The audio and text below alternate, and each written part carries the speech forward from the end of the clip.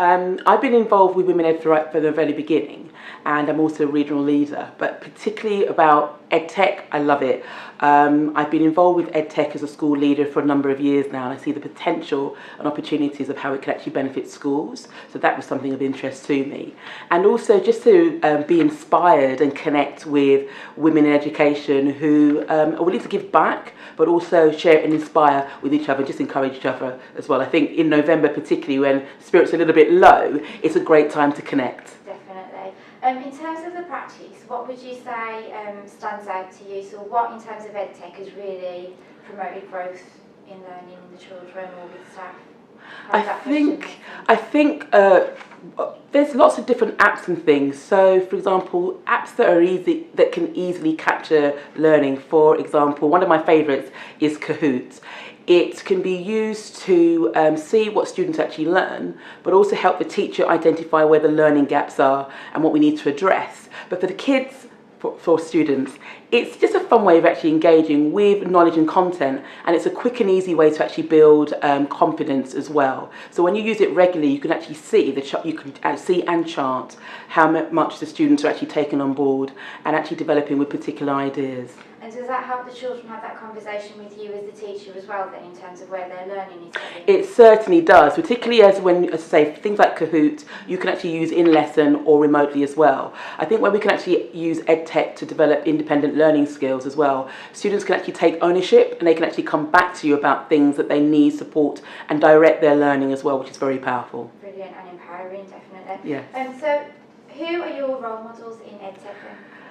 Oh, so there are so many. First of all, say Sophie Bailey, who leads with the EdTech podcast. The fact that she's created something so innovative yet so powerful that can enable us to actually learn from each other with the podcast, I love that. I love technology. I always have done, and having a conversation with the head teacher in my previous school accidentally led me to actually come into this particular role, but that was an accident and I had to learn a lot. I think it's about us thinking strategically, thinking about what the school vision is and how it fits in with teaching and learning. Who is actually interested in that? And if someone's actually got the vision and potential to grow in that role, they'll need a guide, they'll need a mentor, they need support. But I think that's the key thing about what the vision is, and having the conversations about, okay, how could technology actually fit in with that? It may or may not actually fit in. I think it's actually recognising that if it doesn't actually play a role with it, that you don't use EdTech for the sake of EdTech.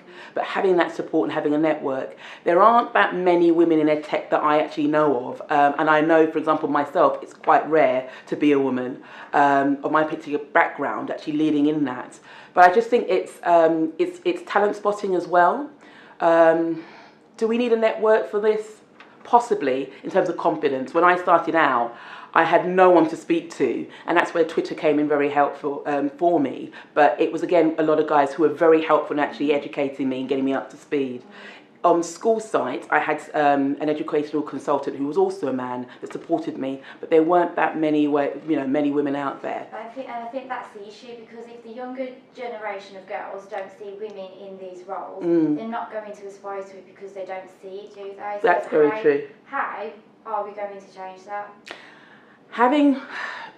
It's by being visionary, and I think it's actually encouraging. It's actually talking to young students, no matter what age, and just saying, what is it which particular skills do you have? What do you aspire to? And I think making them think about thinking out of the box as well as ourselves, and saying which particular skills. And if they're, encouraging them and developing them and giving them confidence. If you don't see anybody, be a pioneer, lead the way. And it's looking at it flexibly. There's no one approach.